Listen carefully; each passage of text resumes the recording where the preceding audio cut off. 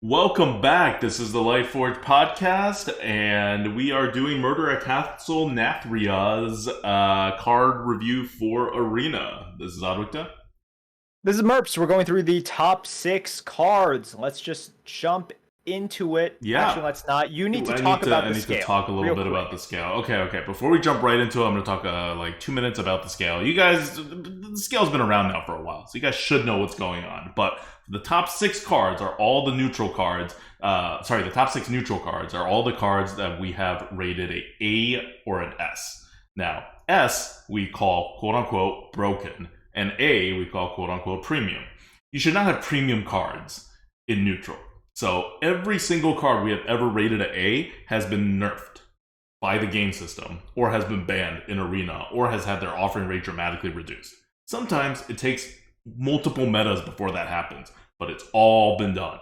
We're hitting 100% now. I think minus like 1 or 2 epic cards. But on the rares and commons, we've hit 100% because these cards are just overpowered and they make Arena very, very samey. And so they're bad design on top of just being too powerful. For class cards, A's are probably okay, but S's are still broken. Like the S card is, for example, Caverns, Performers, all these cards that you know and hate. And sometimes they put a neutral card in the S category too, like that was a Watch Post. When that was, we were like, this is an S tier card, and lo and behold, it was an S tier card, and they got rid of it. So this time, I'm gonna spoil the rest of the video for you. We have 5 A tier cards in neutral. 2 of them are legendary. It's not the end of the world. And 1 S tier card in neutral, which I'm sure you all probably already know, and it is an epic card, and it is preemptively banned. So we are going to talk about the cards that are preemptively banned as well.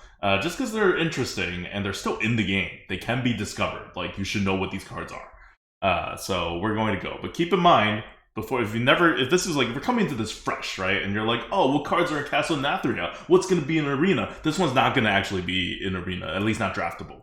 But you should see where the developers' heads are at. It's don't be too concerned. It's not going to be in the Arena, but be a little concerned because we're going there as a card game for Hearthstone. So the big S tier card, S tier neutral card, is Insatiable Devourer, number 1 card of Nathria for neutrals, and it is a 9-mana 4/4 epic neutral. Battlecry: devour an enemy minion and gain its stats. Infuse 5, quote unquote, and its neighbors. That means if you satisfy the condition of infuse 5, it will devour 3 minions of your opponents, and it will gain all of its stats for 9 mana, and has a base of 8 stats to begin with. Yeah, look, this thing is just ridiculous. And I am so happy that they banned this thing ahead of time because it is exactly sort of the card that you want if your stuff is dying and you're behind, Mm-hmm. right? Um, the swing is too big. If we looked at something like Abominable Lieutenant and we're like, whoa, okay, this thing is a little bit too strong here. Insatiable Devourer is A bomb kind of on on steroids, Yeah. right? So yeah, it's way too good. Super happy that they preemptively banned it. But it's one of those cards in which once again I'm thinking this can't. I don't know. Like I have a hard time believing that would be used in constructed with Yeah, the way this that seems constructed super is. terribly slow and not good. Yeah. But in arena, it is a game winner, right? Mm-hmm. By itself, it's a game winner. You could be losing huge. Actually, you want to be losing huge, and then you drop this, and then you are automatically winning the game.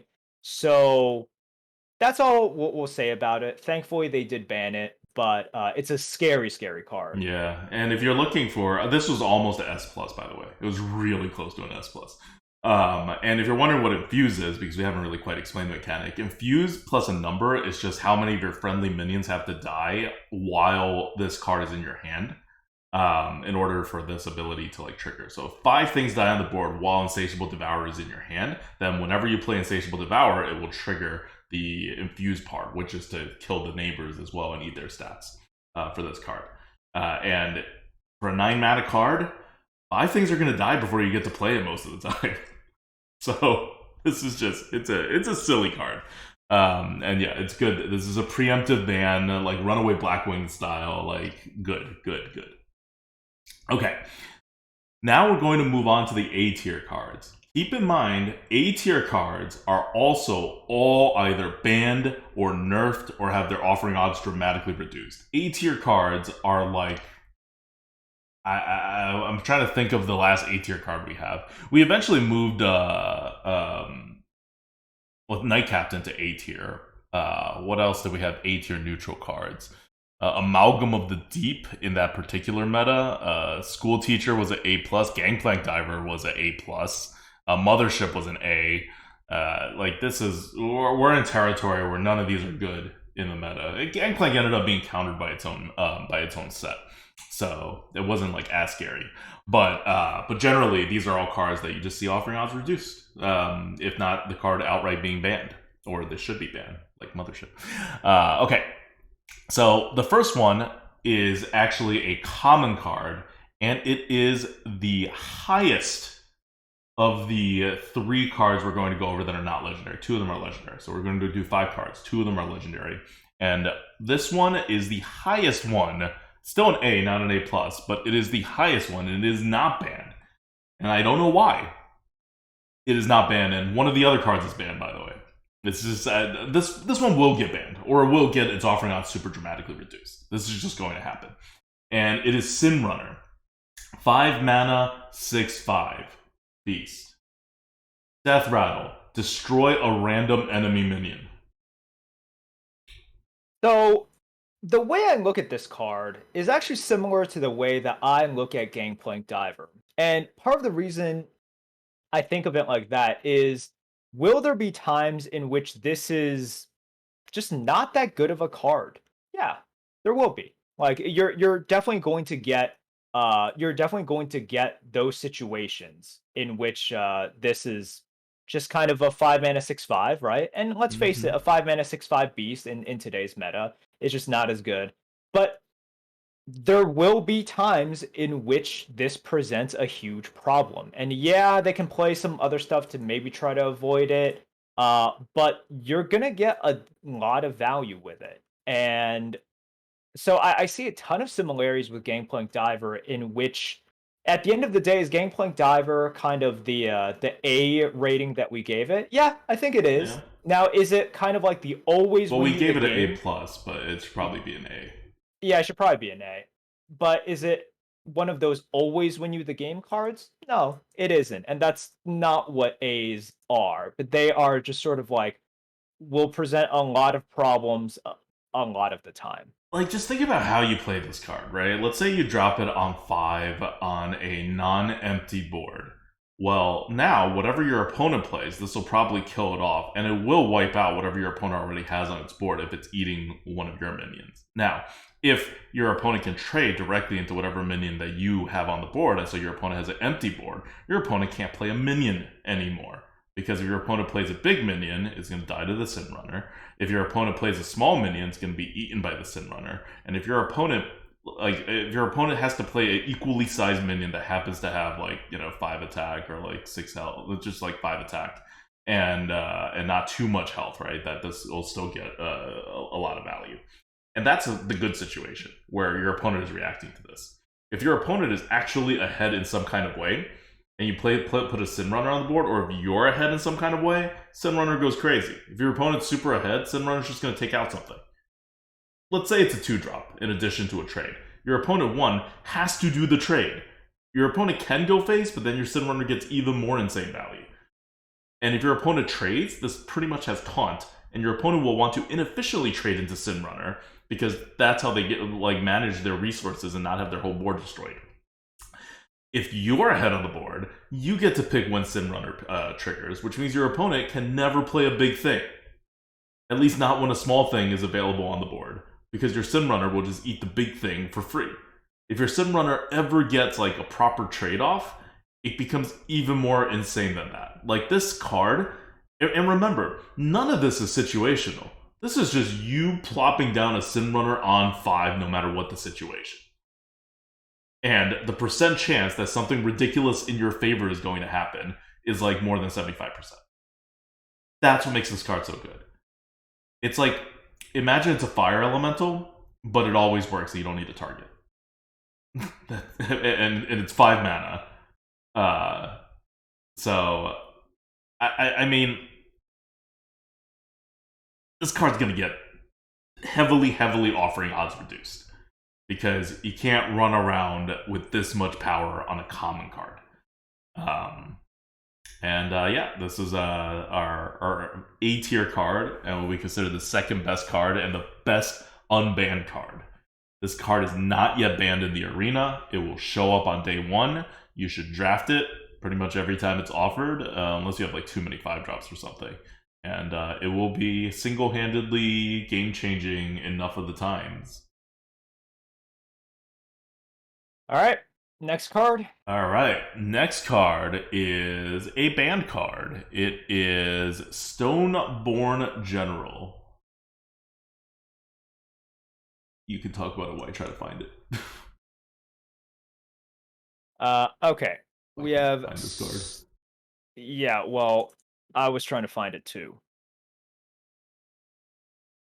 Stoneborn General is a 10 mana 8/8 common there we go. rush with Death Rattle. Summon an 8/8 Gravewing with rush.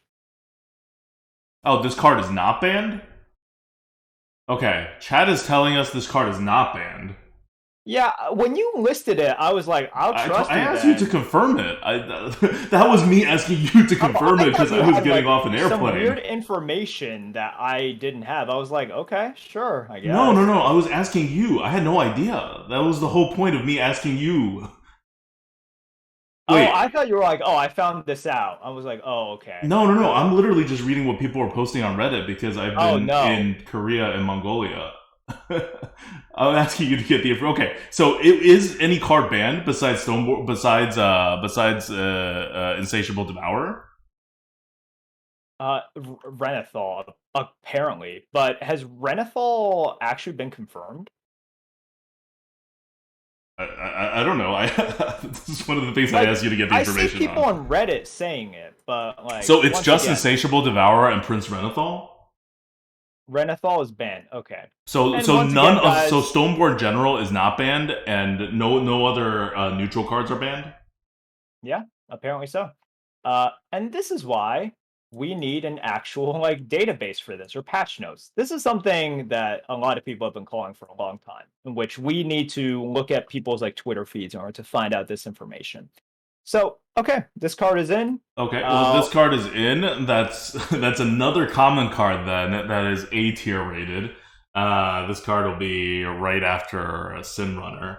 And as a common card, this card's insane. It's a 10 mana 8/8 rush that is neutral, and it has a death rattle that says summon an 8/8 Gravewing with rush. So you have 32 worth of stats that are, I mean, it's only rush if the death rattle triggers on your turn. But if it doesn't trigger on your turn, that means your opponent is trading in to your Stoneborn General to trigger the appearance of another 8/8. So that's a win, even if you are not getting the rush on it. And it is just 32 of rush or pretty much rush stats. It's really good. The only if we're gonna nitpick, one of the only problems is that you don't get as much rush if it doesn't die, right? In which case, there's lots of times in which it doesn't die, and you kind of almost want it to die because you want the second rush. So yeah, it's not like it. I can definitely see issues with it, but it's really, really powerful. It's exactly what you want whenever you drop a 10 mana card. You want it to be impactful immediately, and you want it to have an extreme amount of value, and this meets both of the criteria. Yeah. Like, there's nothing fancy about this card, right? Like, it's just a crap ton of stats, and it's all initiative, and it's way too much stats. Mm-hmm. So that's all for Stoneborn General. Okay, finally, we have one more non-legendary A-tier card. One more, and that is Famished Fool. Famished Fool is kind of a low A-tier card, and it's a rare. This one barely made it to A.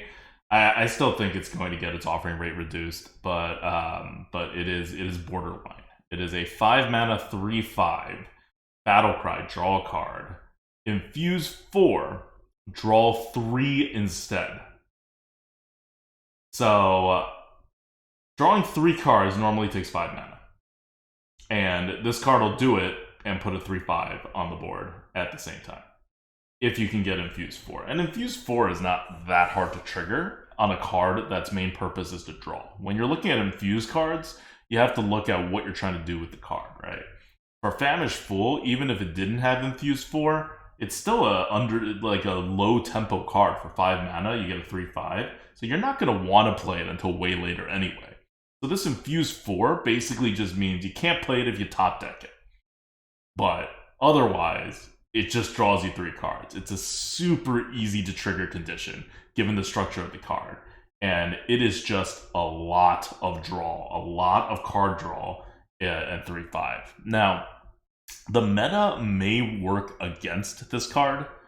So one of the ways in which, like, besides just being a borderline card to begin with for A, the meta may work against this card. This current meta may work against this card because of Skullomance and the unlimited card advantage that Skullomance gives.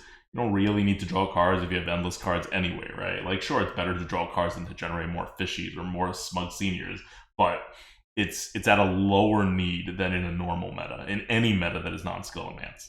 So if this card is not offering rate reduced in this meta, it will be in whatever next meta it shows up in that doesn't have Skullomance. Yep. Look, if there was a way to describe how I feel about Infuse, like I'm buying the Infuse stock. Like it's gonna be a slow meta, right? Everything that we talked about before, you should be able to get your infuses off. You should be able to buy yourself that time in order to get these infuses. And this card is kind of perfect for the meta that I think we're going to see. Plus, it's not that hard. I just don't think it's that hard in general to infuse 4. And it's not one of those cards in which it's like, oh, you have to infuse 1 billion, and it's like a super early card that you want to play early. Mm-hmm.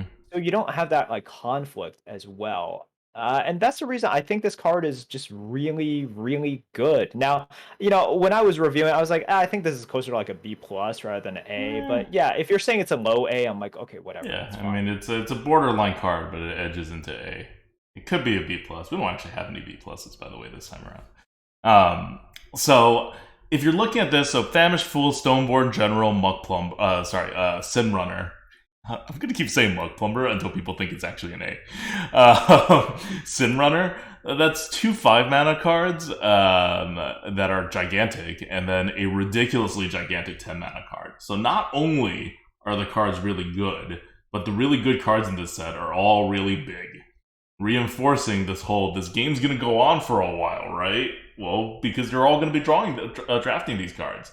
You will, your opponents will. They're going to have this offering rate bonus that these new sets have, and this set is just kind of better than the other sets that are in, because none of the standard sets are in. So you're gonna take these, and your opponents are gonna take these, and Stoneborn General is not banned, which means it's gonna be a very slow meta. I'm looking back at like historical things and see when we've had 3 A-rated cards, right? Throne of Tides had none. Sunken City gave us that's an epic. I'm not going to count epics, but you remember a Puffer Fist before it got nerfed. But generally, no, Mothership and Gangplank Diver, right? And those are all like, you guys remember what happened with that? They all got nerfed because they were all so ridiculously powerful. Onyxia's Lair didn't give any. Alteric was actually very in control. It had only Knight Captain, which eventually was moved to an A. It started off, we started off at a B plus, and I think it was more in control in the meta that it was starting out in. But yeah, like you don't see this. I'm looking at United and Stormwind. United and Stormwind had Battlegrounds Battlemaster pre-nerf as the only A tier card. Barons had Venomous Scorpid, of course. And Southsea Scam, that's an epic card. So if you're talking about rares and commons, you normally see 1. And Sunken City was kind of the exception, and we all saw how that worked out in terms of what needed to get offering odds reduced or banned or nerfed. So here we're seeing three, and they all fit this late game theme that this meta all seems to be playing into. Except Famished Fool kind of cuts both ways because it's drawing cards that you don't need, but the other two definitely really fit it. It's gonna be rough. Like this is. I would be very worried about this meta if not for the fact that there is a team now in the arena that will presumably ban these cards or reduce their offering rates so that they are effectively like legendaries, especially the common cards. Like Simrunner cannot be in the game and have the game matter in any way, because whoever plays Simrunner and the opponent plays any 5-drop, the Simrunner is going to dominate so hard, no matter what the opponent does, unless they happen to have this like 25% chance of having the right cards or the right board combination. And that's just not a fun or skillful meta. And this is a neutral card, neutral common card, so it will be every single game. Stoneborn General is just at the very end, right? Whoever has a Stoneborn General wins the game. If you have a Stoneborn General and I don't, what am I going to do? How am I going to catch up to your Stoneborn General after you play it if I don't kill you immediately? I don't. Like, all the fishy flyers in the world is not going to, or like smug seniors in the world is not going to make up for a Stoneborn General. It's just, the card is just simply too big. And yeah, it's a 10 mana card and needs to be big, but this is too much. And it has Rush on both bodies. It creates for bad, very samey kind of gameplay. And it's going to be either nerfed or offering odds reduced because of it. Yep. All right. This time we're doing something a little new. We're going to talk about the legendary cards along with all the other cards, because I think with the offering odds being moved around so much, the legendary cards are really not that special anymore. Like, so many common cards and rare cards and epic cards are effectively offered at the offering rates of legendary cards. So if we're going to talk about those overpowered cards, we might as well talk about the legendaries in the same breath. The first legendary card we're going to talk about is Prince Renathal. Prince Renathal is confirmed to not be in Arena. Is that right? Yes, it has been confirmed. Okay. It would be a A-rated card if it was in the Arena, and it's a 3 mana 3/4. Your deck size and starting health are 40. Just interpreted that to mean that in Arena the only effect will be that your starting health is 40, and it's otherwise a 3-drop, and that is really good. I think they probably removed it not because it was super OP, but because increasing your deck size kind of doesn't work in Arena. They're not going to structure the draft so that you can draft more cards. So that's probably why it's not in the Arena, not because it would be super overpowered. Yeah, I think that this health has just become more and more important over time, right? There used to be a time in which it's like, your health doesn't matter until you're like super duper low. But yeah, now it actually does matter. And if this were, in the Arena, it would be pretty sick. Like just giving you that huge bonus, giving you like too bad we don't have it. But this is the stuff that I want in the Arena. Yeah, like, I agree. If you guys played Duelist, remember when we got that Duelist sponsorship and we played Duelist, and I was like, wait, some cards in the draft for Duelist affect your next few picks and affect kind of like the way that your deck is like structured or do all that. I'm like, that's so cool. Why doesn't Hearthstone do that? And now we finally have a card that kind of does something like that, and then we don't have it available, obviously. Technical reasons. Yep. So yeah, I would like it to be in the Arena, even if there's just the deck size part doesn't matter. But I can see why it would be confusing and people would rage. It would be confusing. Also, yeah, some people are like, "Oh, this would be like too powerful." Yes, the way that they did it in Duelist was there was a negative effect to it as well with the positive effect. So in Duelist, what they did was, for example, you would get an understated slash vanilla Yeah. minion that would say, and the only text on it is your next pick is guaranteed to be a legendary. Hmm. But in order to do that, you had to pick this bad card, right? So there would, yeah. All right. The next card that is also A tier card and a legendary is Sire Denathrius. It is a 10 mana, 10/10 lifesteal card. Battle Cry. Deal 5 damage amongst enemies. That includes your opponent's face. Endlessly infuse 1, which means for every friendly minion that dies when this card is in your hand, deal 1 more damage. Like when you eventually play it and it triggers the Battle Cry. I like this card a lot. We had a discussion about this card. I liked it more than you did. It's just one that I'm like, man, you just kind of have to deal with this when it comes out. Like, it life steals. So the random damage that you're tossing out at enemies, you're gonna life steal from that. And the body life steals as well. So what do you do unless you can sort of like kill them on the very next turn after they've already, stolen a lot of life through the random pew pew pew pew pews? Um, well, like you kind of have to deal with this, right? But if you deal with it, you let them gain life. But if you ignore it, they're also going to gain life. So I just see this as like such a powerful, problematic card. And oh god, I can't stop thinking about expendable performers now and how there are like a lot of ways to just infuse a ton. So Hmm. unless you're dead immediately, this is just such a powerful card that prolongs the game and gets you an extreme amount of value. I see. I don't see it that way. I don't see the unless you're dead because it's a battle cry, right? You're gonna heal up and then you're gonna heal up again. Your opponent does have to deal with it. It effectively has taunt, um, but it's a 10 mana 10/10 taunt with a very unreliable scatter shot of damage that you can't even guarantee removal of like a mid-sized minion on the board. For a 10 mana. Like, you see what you're getting for 10 mana with Stoneborn General, which we rated the same as an A tier card. Like, this is still really good. I'm not saying it's not good. We rated it A tier for that reason. But it's not an S tier card. Like, you'd rather have a controllable 8 damage to go somewhere than random, and remember, not random enemy minions, random period, which means it goes face quite frequently.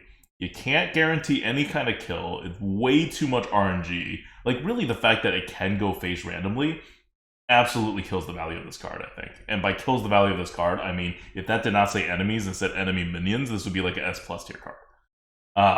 But just, if you're playing this card and it's 10 mana and it takes up your whole turn, like, sure, you get a 10/10 taunt, but what's a 10/10 taunt that heals your life to full these days? It should be like an 8 mana card. So you really got to make that battle cry count, and that battle cry does not count. You do not have that many minions unless you get that combo, right? You do have to get a combo. Without a combo, this card is pretty lacking in terms of its raw tempo. It will heal you up to full, basically, but healing up to full is also only situationally useful.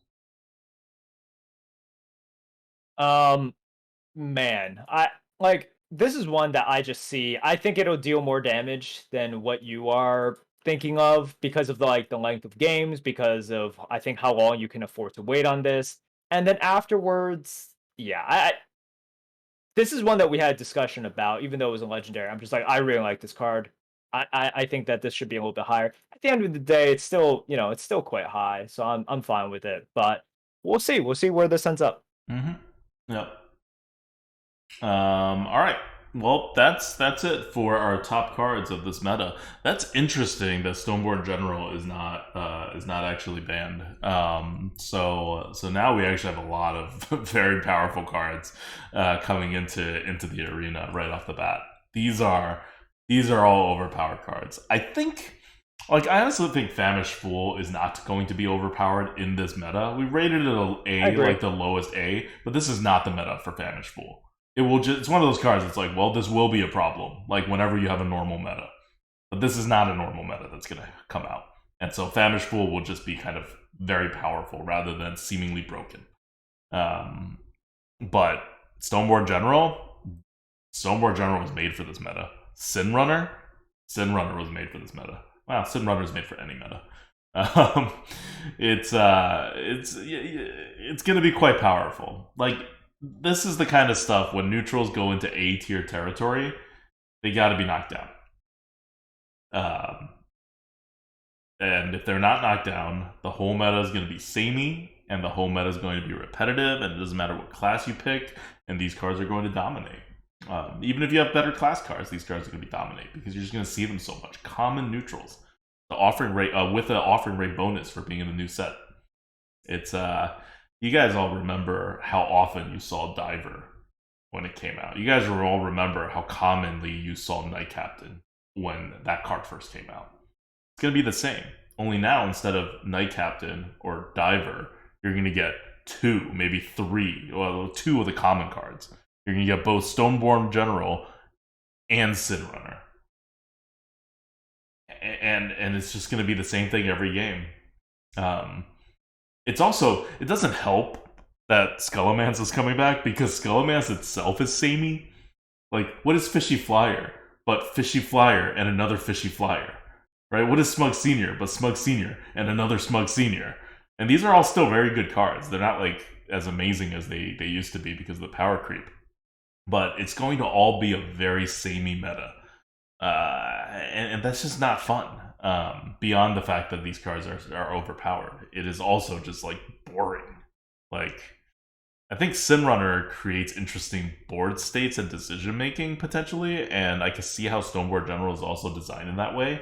But you don't want to just keep seeing them because they're not going to have enough variation to them in the gameplay to keep you interested, even if they weren't super powerful, and they are way too powerful. Okay, cool. That's it for this section. Let us thank some people. Do you have the list? Yeah, I sent it to you, but we could give a shout out to all of our patrons, all of our top patrons, and for the month of July, it is RV Night Train, Yin, Eric L, Dan F, Karova, REG, 4P, and Brand New. Thank you guys so much for your contributions and keeping the Lightforge podcast on. Thank you guys. All right. That's I guess those will be the thanks for this time. We'll catch you on the next video where we talk about more neutrals, right? Yeah, we're gonna talk about the next 7 neutrals. We just did the top 6. That's S and A tiers. Next up are the B tier cards. See you guys then. Until then, this is Abukta. This is Merp. See you guys.